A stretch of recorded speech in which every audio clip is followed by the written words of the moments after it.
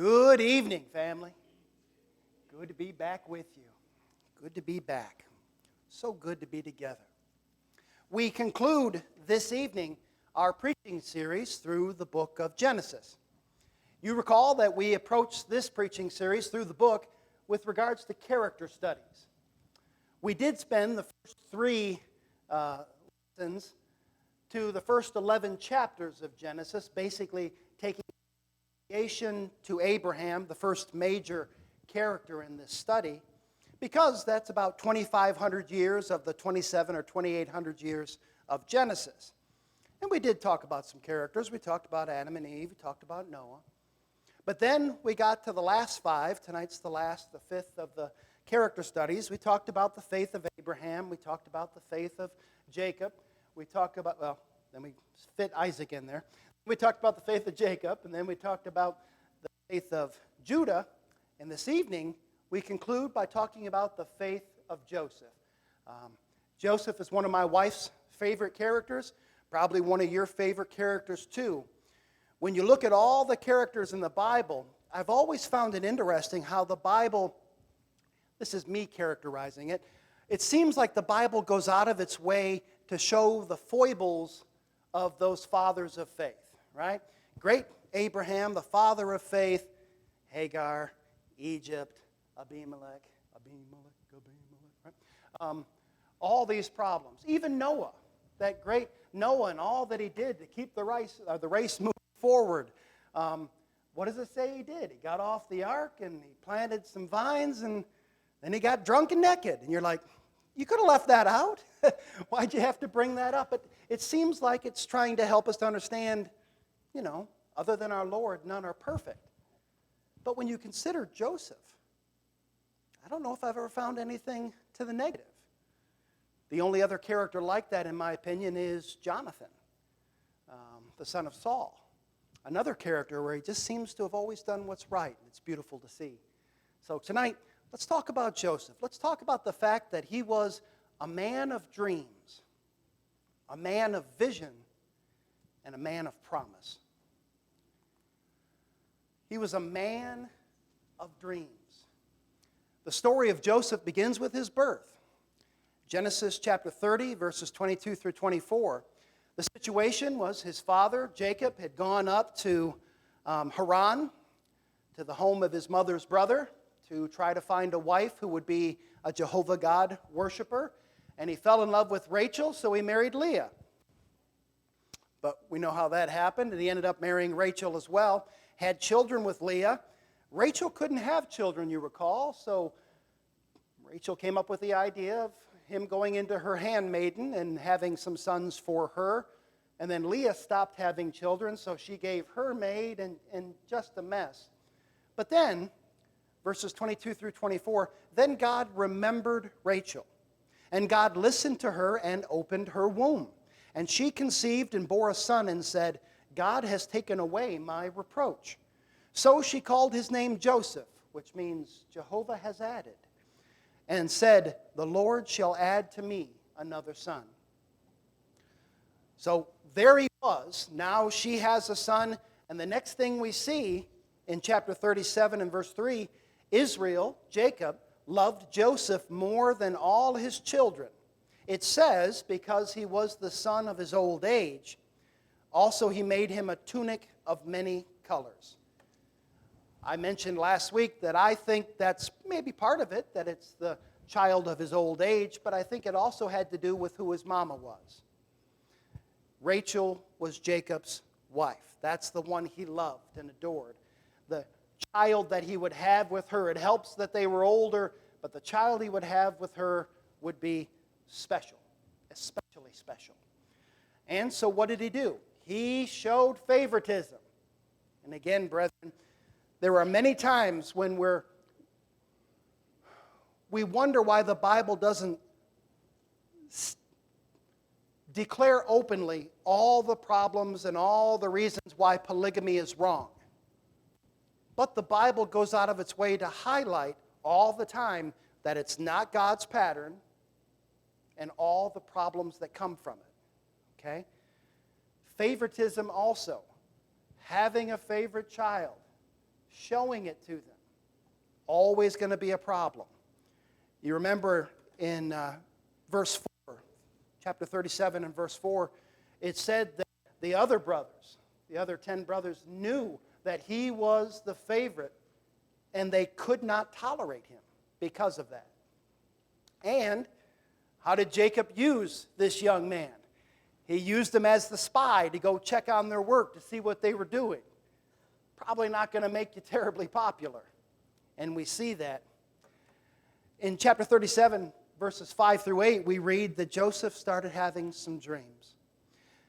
Joseph had a dream and he told it to his brothers.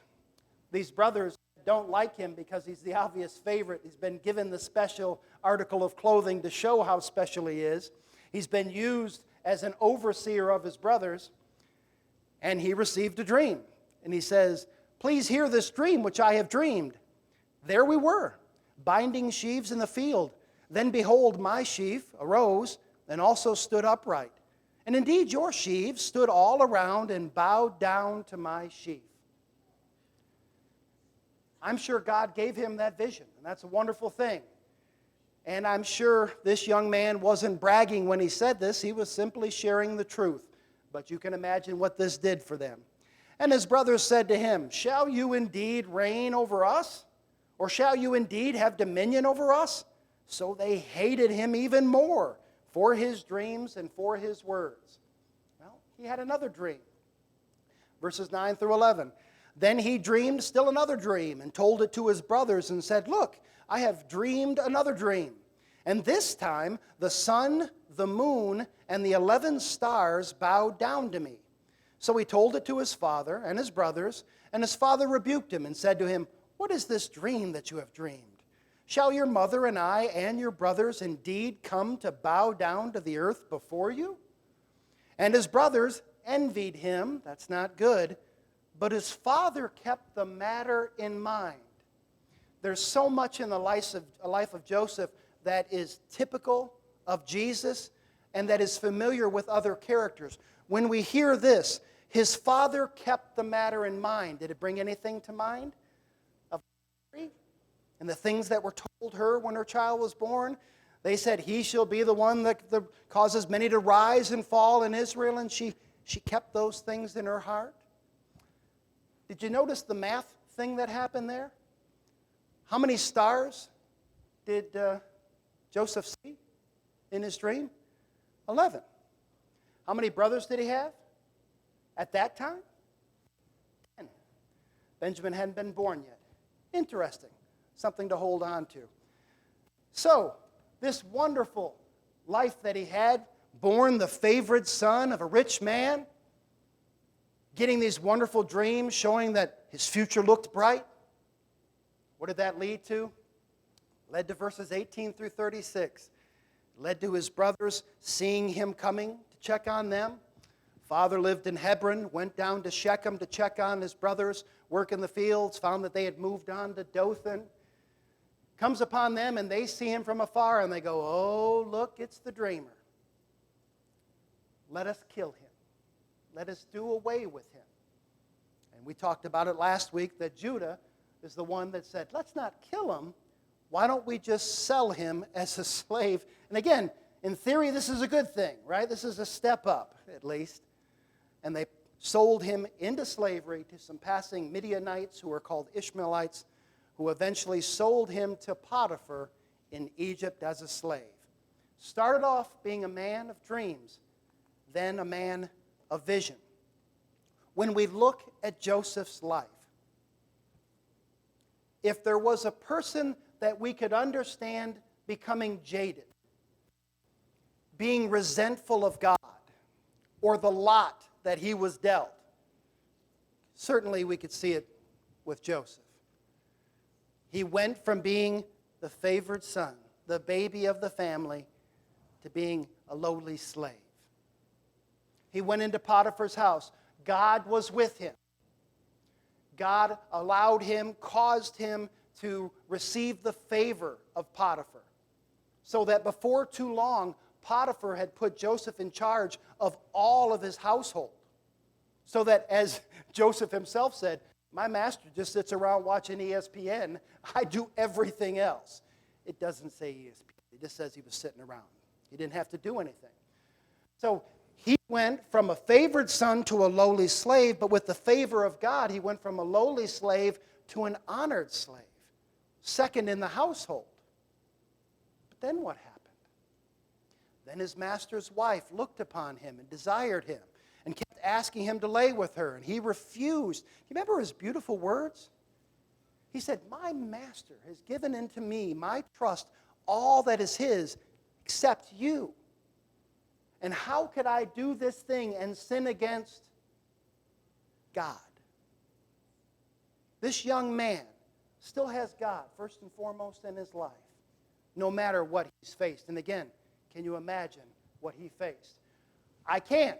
I've never been a slave. I've never been thrown in a pit by my brothers, die, and then being sold off, not knowing what's going on. But what did he do? He never lost his faith. He said, how could I do this to my God? So the last time she tried this, she grabbed hold of his cloak and he ran away. Good lesson there, brethren. Sometimes the only response we have to sin is to run, to flee. He fled and left his cloak there. What was his reward for his great faithfulness to his master and to God? She lied about him. Said that he had attacked her and that she had cried out, and that's why he ran away without his cloak. So what happened? Potiphar was told. Potiphar was enraged and threw him in prison, the Pharaoh's prison. Favored son to lowly slave. Exalted slave, honored slave to lowly prisoner in a prison cell. Can you imagine? Where did he go from there? Well, then he had those 3 dreams that we'll talk about here in a second. And he went from a lowly prisoner, received the favor of the jailer because of God. Again, God was with him. And he became the guy that basically oversaw the whole prison. And eventually, after the dreams he's going to fulfill, he rose from the position of a lowly prisoner of the empire of all under his control. An amazing life. Do you remember the 3 dreams? So he finds himself in prison. And there the butler and the baker of Pharaoh are also in prison. And they have dreams. And he hears that they've had dreams, and he asks about them. Because, what does he say? Here's the similarities between Joseph and Joseph and Daniel. Because he says, God has the interpretation of dreams. Tell me your dreams. So you remember the butler said, I had this dream where there was this vine that came up and it had 3 branches on it. The branches budded and here came grapes, and I had Pharaoh's cup and I squeezed those grapes into the cup. And Joseph said, I can give you the interpretation. The interpretation is in 3 days, that's the 3 branches, you are going to be restored to your service of Pharaoh. That's wonderful. The baker heard about this, and he said, I had a dream. Let me tell you my dream. I was walking, and I had these 3 baskets on my head, and the birds were just eating all the good baked goods that were in the top basket, and 3 baskets on my head. And Joseph said, I can interpret that.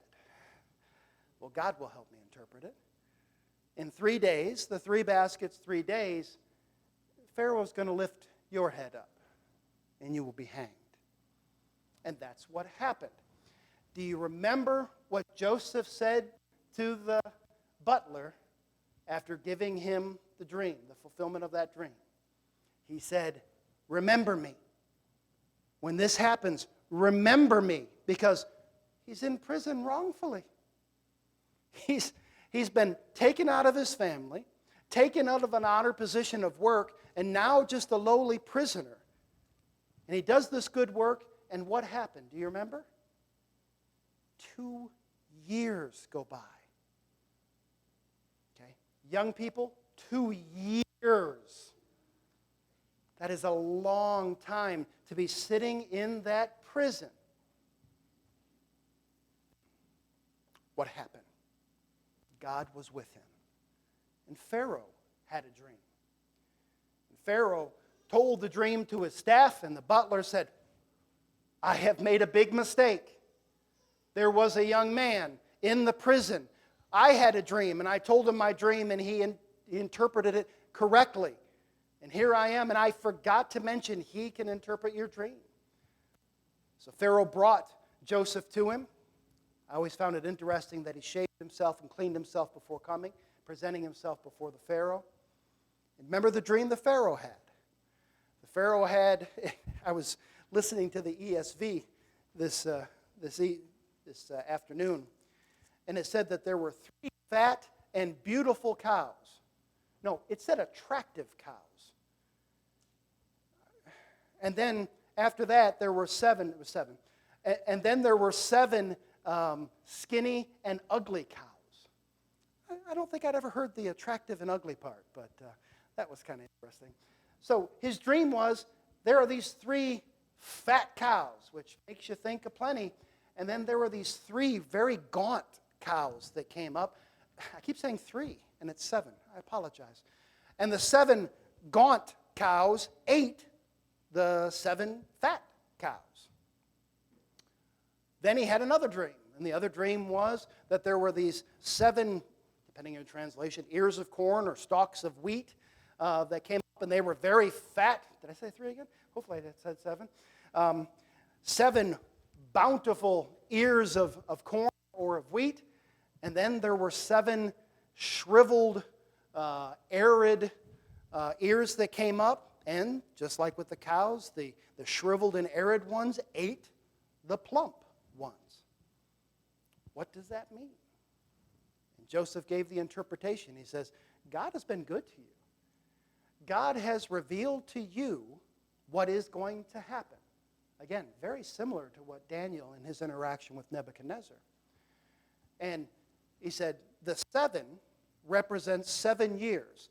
The fat cows and the full stalks, they represent, there's going to be 7 years of great bounty, followed by 7 years of famine. Terrible famine. So much so that it'll overtake the 7 years of plenty that preceded. So he interpreted the dream, and then he even gave advice. He said, this is what you should do. Find a man who's trustworthy, who can oversee this, and take 20%, a fifth, of all the crops for the next 7 years, and set them aside so that when the years of famine come, you'll be in a position to not only have food, but to sell food and to gain preeminence, as we saw Pharaoh did through Joseph. What did Pharaoh say? You're the man. Is there any other man that has God with him like you? You are the man, and you shall be, even gave him his signet ring, right? You shall be second only to me in all the empire. What's the lesson there for us? Perseverance. Perseverance. Promotion every time. He was sold into slavery, became a slave. God was with him. He persevered in his faith, and what was the result? He became the chief servant of his master. Then he's thrown into prison wrongfully. What happened? God was with him. He persevered with his faith. What was the result? He became the chief overseer of all the prisoners. And now, 2 years after interpreting these dreams for these men, 2 years of staying faithful to God, what's the result? He is second in all of the greatest empire at that time. He was also a man of promise. We've talked about the fact that Genesis, well, the Bible itself is the book of the promise. In Genesis 3:15, God said that he would send forth one who would pay the price for our sin, who would crush Satan under his heel. And we followed that promise. It was focused in Abraham. It was then confirmed in Isaac. It was confirmed in Jacob. And then it was confirmed through Judah. So that promise is moving forward. Well, Joseph had a lot to do with that promise as well. It's one of the most beautiful aspects of his life. God working his will providentially because of his promise through Abraham, through his family, will come the Christ. We see God moving Israel out of Canaan. We talked about the fact that in the time of Abraham, there was famine that moved them from Canaan to Egypt. We talked about that in the time of Isaac, there was famine in Canaan that would have moved him to Egypt, but God told them not to go to Egypt, but to go to the land of the Philistines in Gerar. So here, God is moving them out of Canaan into Egypt. This is not a surprise. Brethren, turn to Genesis 15, please. Let us remember something that God had said 3 generations prior when he confirmed that Abraham would have a child with Sarah. Look at verse 12. Now when the sun was going down, a deep sleep fell upon Abram, and behold, horror and great darkness fell upon him. Then God said to Abram, know certainly that your descendants will be strangers in a land that is not theirs, and will serve them, and they will afflict them 400 years. And also the nation whom they serve I will judge. Afterward they shall come out with great possessions. Oh, brethren, do you know your Exodus? What happened? Israel was moved to Egypt because of this famine that we're talking about. And they were there 400 years. And when we read about the Exodus, when the Jews were brought out of Egypt with the mighty hand of God, it says they plundered the Egyptians as they left. This was told and known 3 generations before Joseph. Joseph is the instrument God is using to work his will, to fulfill Genesis 15. And we even have an idea of why. Do you remember when we were talking about the faith of Judah last week? We talked, well, it was 2 weeks ago because we had the song service. We talked about the fact that Judah kind of appears out of nowhere. We start the story of Joseph in chapter 37. And then in chapter 38, we step back and we talk about Judah. And then 39 through the rest of the book is all Joseph. I believe that one of the reasons that chapter 38 is there is because that's how numbers work. But thematically, the reason it's there, why did God want to move them from Canaan to Egypt? I think the story of Judah and Tamar explain why. The Canaanites were horrendous in their worship and in their morality. And I think we see it affecting the descendants of Abraham. Look what Judah was doing. Look what he did. Look at his children. The wheels are flying off of Israel.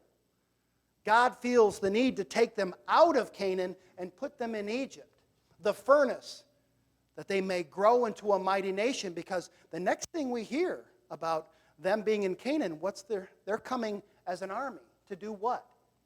To kill every man, woman, and child in Canaan for the punishment. Because what had he said in Genesis 15? The iniquity of the Amorites is not yet full.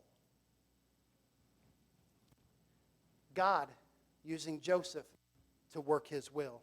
So Israel is moving out of Canaan and into Egypt.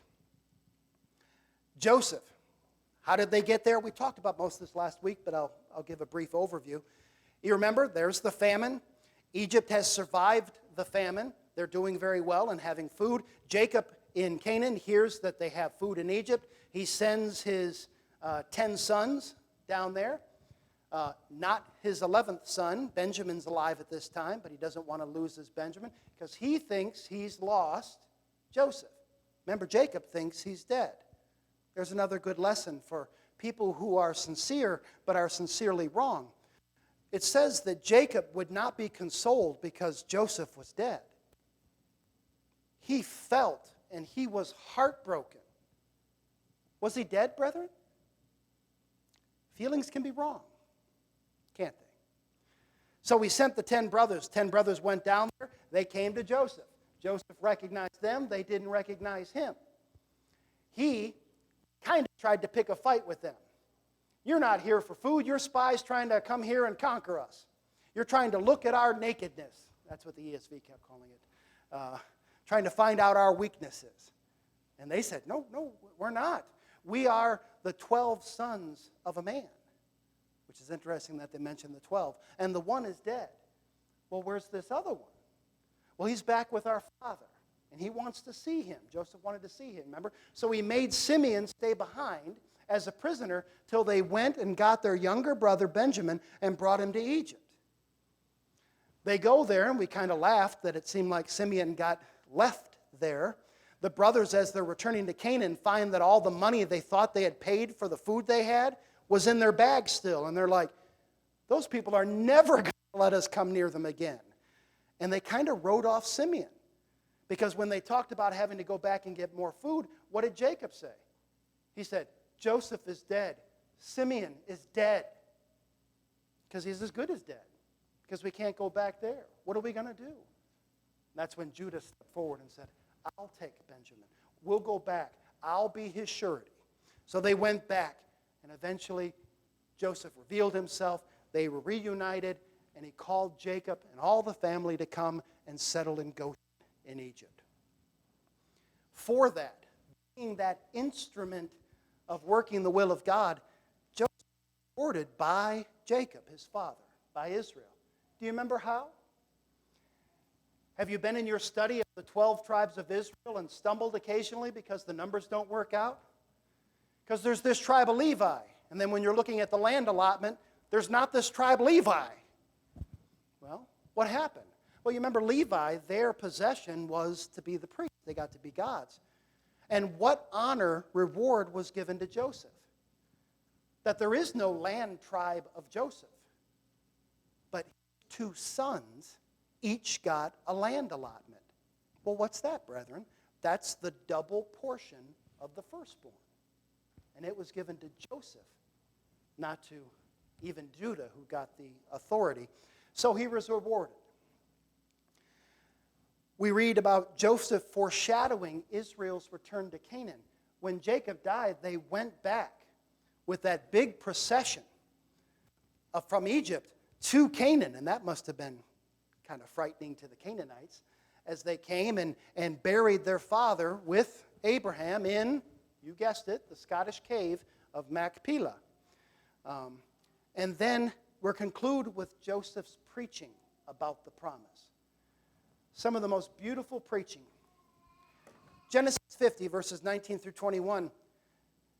Joseph's brothers, they're in Egypt. Jacob, their father, has just died. They are thinking in their heads worldly thoughts. And their worldly thoughts are, now that Dad's gone, he's going to kill us and all of our babies because of what we did to him. Joseph would be justified in punishing them. But what did Joseph do?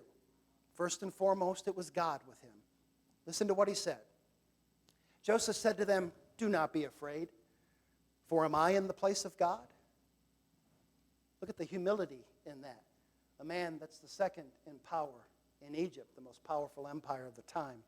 A man that has been wronged so many times.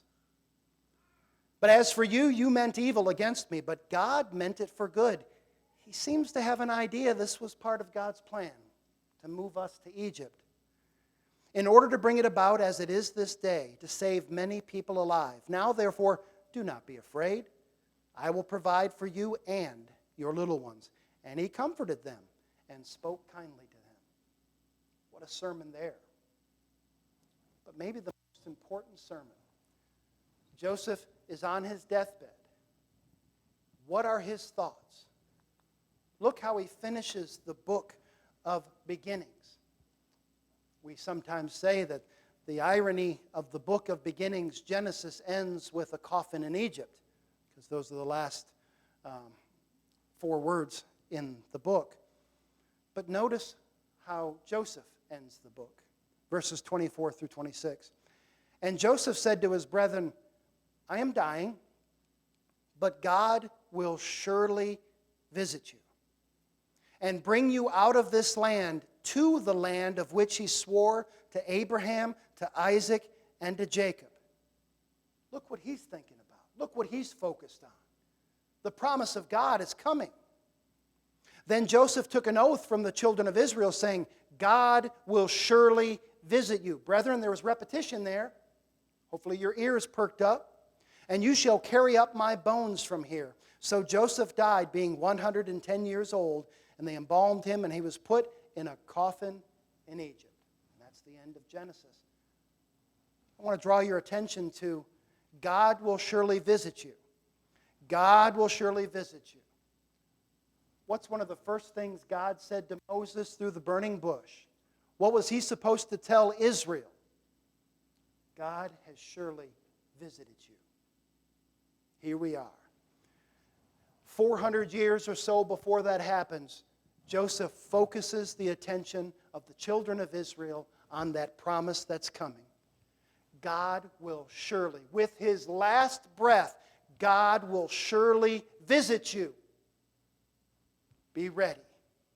Be looking for it. Again, what a young man. What a man. What can we learn? The persistence of faith. Look at Genesis 39 and verse 9. Let's just do a little finger walking first.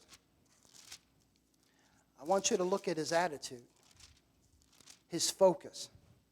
39 and verse 9. This is when he was tempted and tried to be taken by his master Potiphar's wife.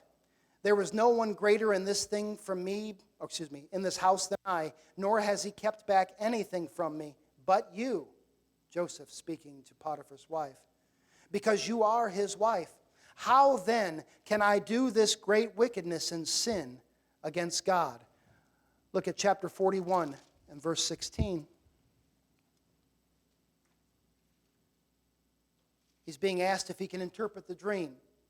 So Joseph answered Pharaoh, saying, it is not in me. God will give Pharaoh an answer of peace. Look at verse 51 of that same chapter. And Joseph called the name of the firstborn Manasseh, for God has made me forget all my toil and all my father's house. That's amazing when you think of all that he bore. Verse 52, and the name of the second he called Ephraim, for God has caused me to be fruitful in the land of my affliction. What's his focus in everything, brethren? Look at chapter 50, 19 through 21. We just talked about it. He said, am I in the place of God? I'm not going to punish you. I'm God's servant, and I'm working his will. In verse 25, we talked about, God will visit you. This man started out as this favorite son, and when I think of a favorite son, I think of a spoiled brat. That's what comes to mind. But here's one thing I know. This young man, this favorite son, he knew his God. Somebody taught him God. Because he not only learned it, but he held on to that faith through the worst things imaginable. The betrayal of his brothers, and I've heard it said by preachers that you understand that Joseph, when he was taken away into slavery, didn't know that his father was told that he was dead. So how many times did Joseph in captivity wonder, where's my daddy? Why hasn't my daddy come for me? He didn't know the story had been told that he was dead. And then the betrayal by Potiphar.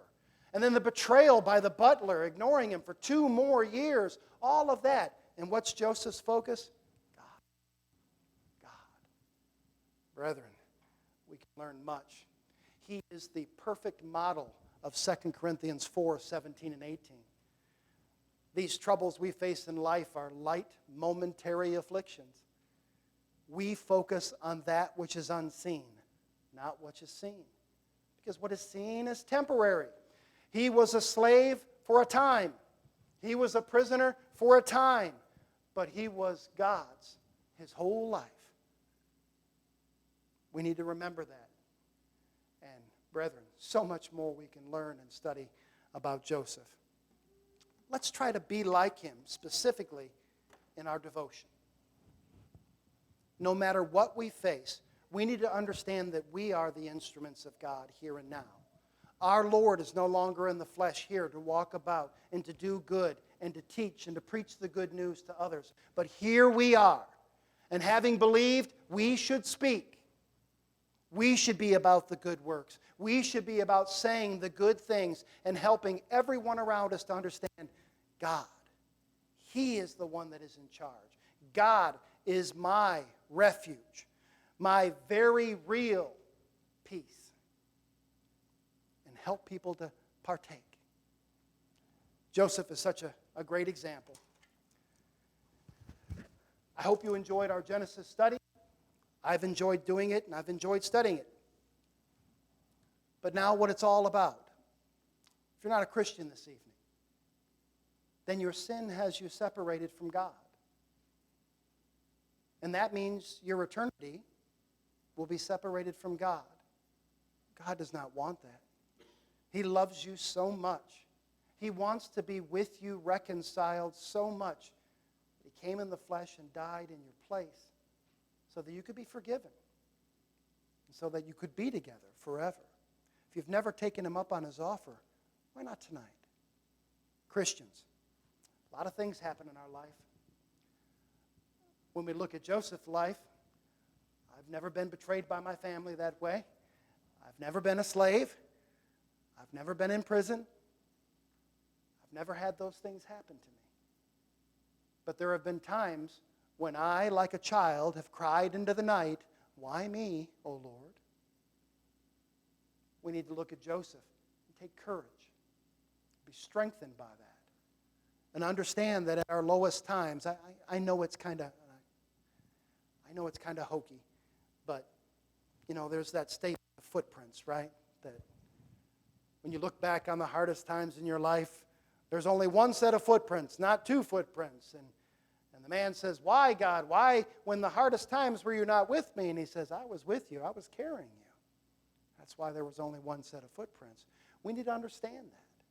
God is with us always if we will be with him. And he will see us through these hardships. And no matter what, if he is with us, he will receive us to himself forevermore. And brethren, surely that is worth it all. If you haven't been walking with him, if you haven't been striving more and more, turn back. And if there's anything we can do to help, we'd ask that you come. Let's think.